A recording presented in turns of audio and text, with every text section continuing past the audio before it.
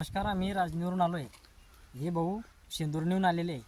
माझ्याकडे पहिले SR culture होतं, हे मी वापरून बघितलं आहे. त्याची रिझल्ट मला चांगले आलेले होते. पण तरी मी औंदा एसआर कल्चर डबल का घ्यायला आलो इथं, कारण की मला रिझल्ट त्याचे चांगले आले. आणि माझ्याकडे ऑलरेडी पहिले होतं, पण तरी मी परत घ्यायला आलो, कारण कहून की त्याला 12 महिने होऊन गेले होते. त्याच्यामुळे मी आता परत डबल नवीन घेतो आहे. आणि नवीन घेतल्यानंतर त्याचा मला भरपूर इफेक्ट आलेला आहे आणि फायदा भरपूर झालेला आहे माझा.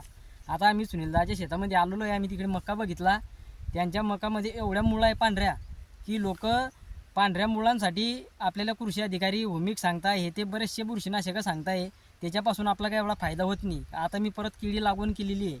माझी केळी नोव्हेंबरच्या 5 तारखेला लागवड झालेली आहे. परंतु केळीच्या मुळा पाहिजे तशा स्टँडर्ड होता नाही आहे. त्याच्यामुळे मी परत अजून मुळासाठी ते कल्चर पण घ्यायसाठी इथे आलेलो आहे. नमस्कार, माझं नाव दीपक शुक्लाठे, मी राहणार सोयगाव शेंदूरने. तर मी काकांची व्हिडिओ आवर्जून बघत होतो अगोदरपासूनच, पण एक इच्छा होती की वापरून बघू, पण सहसा काही जमत नाही होतं. आज तो योग जमला. तर आम्ही काकांच्या वावरात स्वतः येऊन भेट दिली, बघितलं, आपल्याला त्यांचं खरं पटलं. त्यांनी आपल्याला सगळं स्वतः कसं तयार करता, काय तयार करता, कसा वापर करा, हे सगळं आवर्जून सांगितलं.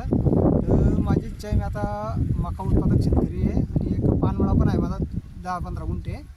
तर मी त्याच्याकरता म्हणलं चला एकदा काकाच्या शेतात स्वतः जाऊन येऊ, बघून येऊ आणि कसं तयार करता, कसं वापरता हे स्वतः तिथं जाऊन शहानिशा करून घेऊ. तर त्याच्याकरता मी एसआर कल्चर घ्या करता सोयगाव शेंदूरने इथून गाडोदा इथं आलो आहे काकांना भेटायकरता. एसआर कल्चर घ्या करता. नमस्कार. आम्ही सुनीलदादाच्या शेतामध्ये आलेलो आहे. तर बऱ्याचशा लोकांची अशी भ्रम होती की बुवा एसआर कल्चर लावल्यानंतर त्याला हलवल्यानंतर एसआर कल्चर लागतं, परंतु इथं हलवायची गरज नाही आहे. एसआर कल्चर एकदम स्टँडर्ड पद्धतीनं लागलेलं आहे. तुम्ही बघून घ्या तुमच्या डोळ्याने. आणि तुम्ही जे बनवत होता त्याचं तुम्ही हलवत होते का? नाही, मी पण त्याला हलवलं नाही आहे.